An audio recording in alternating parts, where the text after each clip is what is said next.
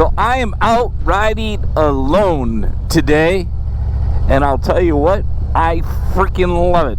But I also love it sometimes when I'm on a group ride. So in this video, I'm going to give you 3 of the positive reasons that you should ride by yourself, and 3 on why you should ride by a group, and then I'm going to give you my take on the things you got to consider when you're doing both.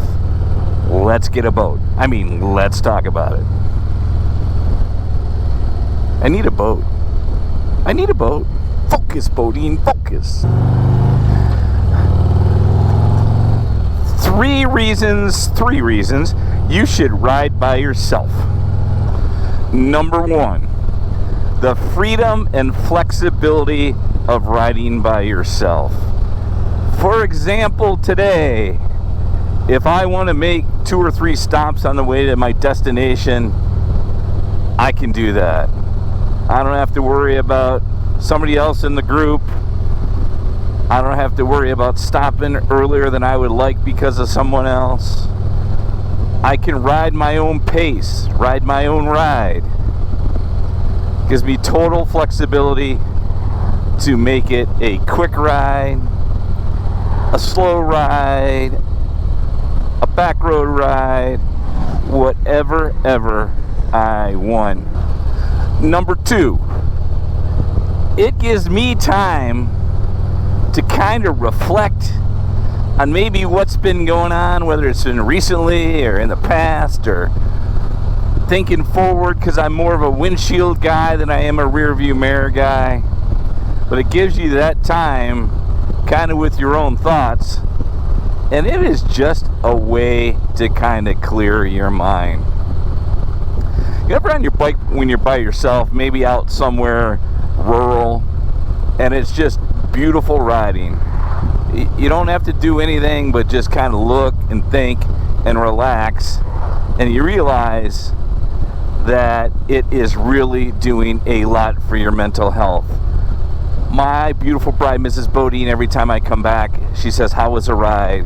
And I've never once said it was bad.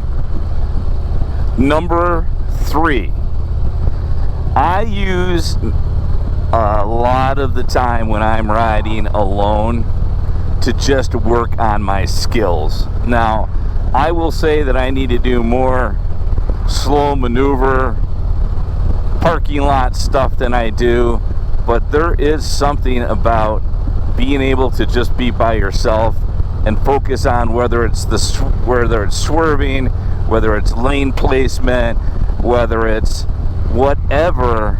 It is really a way to be able to do different things on the bike and stuff that you know you want to focus on. I tend to be somebody that rides in the number 1 spot, but I will at times get too close to the yellow line, and I really need to work on that. And I also have to work on that because as I'm tight to the line and I'm doing a twisty and I need to go out and out, right? Sometimes that's something because I'm so far inside that it causes a challenge, and that is something that when I'm out riding by myself that I continuously work on. As a matter of fact, if I'm in any big sweepers, I'm thinking about how I'm taking that sweep as soon as I come on it.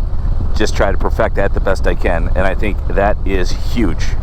Reasons to ride in a group setting, and let's put a number on that. Let's say that is 4 or more motorcycles. 4 or more motorcycles. So number 1, if you follow the channel, you'll know I just came back from Kentucky on a week-long trip with 4 other buddies, so there was 5 of us, and the camaraderie and the social aspects of spending that time riding with that group was just amazing. Not only does it help you even become better friends, but it also helps your motorcycle riding, and I'll talk to you about that here in a minute. But there is something about riding in a group when it's a bunch of buddies that really just helps you get out there, create memories. That week that we had is a memory that we will all have forever, that you're probably just not going to have that same thing if you're riding by yourself.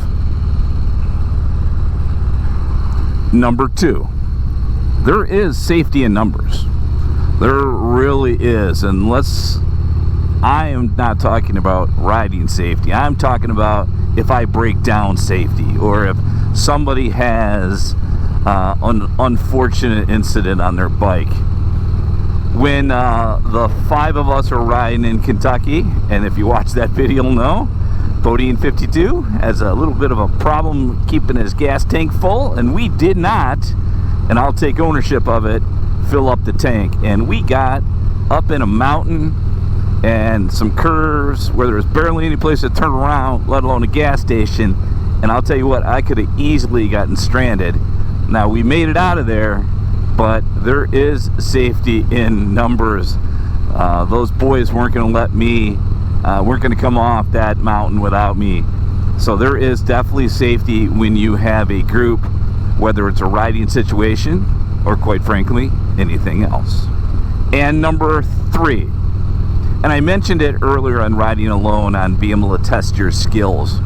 One of the things that I spent time doing when the 5 of us were riding, and I rode in different spots. I rode second and third, and then I rode sweep for a while. And I do like riding sweep for a couple reasons. One is I like that part of having ownership of protecting the group, number 1. Number 2 is I'm able to make great videos. But number 3, and probably most important, is I can watch the skills of the other guys that I am riding with. Now, I will say we are all somewhat similar. I think a couple of the guys are better riders, honestly, than I am. But you can really watch them, how they take a corner, right? How they avoid things. I think that you can watch others, just like if you're a YouTuber watching other channels sometimes, and you can apply what you think that maybe somebody else does good that you're not so good at. So I think that is a huge help, and it's always great to watch it back on YouTube, whether you're alone, if you're filming, or whether you're in a group and you're filming, because you can kind of critique yourself, because if it's on film, it happened that way. So if I'm going to give you any advice on riding alone or riding in a group, it would be this. If you are riding alone, it is best, if you can, 1, to have your route planned. And I know sometimes it's good just to kind of get out there, but it's also good to kind of let somebody know what your plan is. When I rode to Kentucky by myself on the back roads, did I know where each road and turn was? No. Did I make sure that I told my beautiful bride that it was going to be about 4 hours, I was going to stop and have lunch, and it was about a 6 or 7 hour ride? I would check in with her occasionally just to say, hey, I'm good.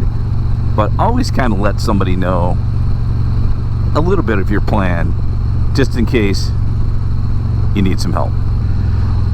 When it comes to riding in a group setting, I think it's important that, 1, you have a pre-ride meeting, that hopefully everybody knows the hand signals, that everybody's watching out for each other, that you discuss speed, because all riders are a little bit different. What are you comfortable with? The speed limit, 5 over? Can we go aggressive? I think that is important. I think you need a leader. I think you need a sweep. And ultimately, if there's a communication device that those two can talk, I think that is the most important, is to have a plan, talk through it as a group, and then just make sure that you are all on the same page. Which one are you? Do you like the alone riding? Do you like that group riding? It's a hog chapter event, or it's, I don't know, there's a lot of charity stuff that I think is fantastic to go to, that have tons and tons of riders in it. Or are you like me? You're probably in the middle. I would lean towards riding by myself more, because I find I ride differently especially after the Kentucky trip. I ride differently by myself, much more aggressive than I do in a group setting. And for me, I think if I'm not riding by myself, like I am now going to do, I am going to meet a buddy. I like riding with one or two other people. So 2 riders, maybe 3, is ultimately my preference. And 2 riders is what I'm going to be doing today. So I'd love to hear what you do and any advice you have on all of those 3. What are some advantages of each of those maybe that I didn't cover? I really don't want to talk about the disadvantages because you know what? The glass is half full, guys. Be safe out there as I try to respectfully ride through this neighborhood without my radio loud. Y'all be safe. I'll see you on the next one. Bye-bye. Peace. I love you all like I love Michigan.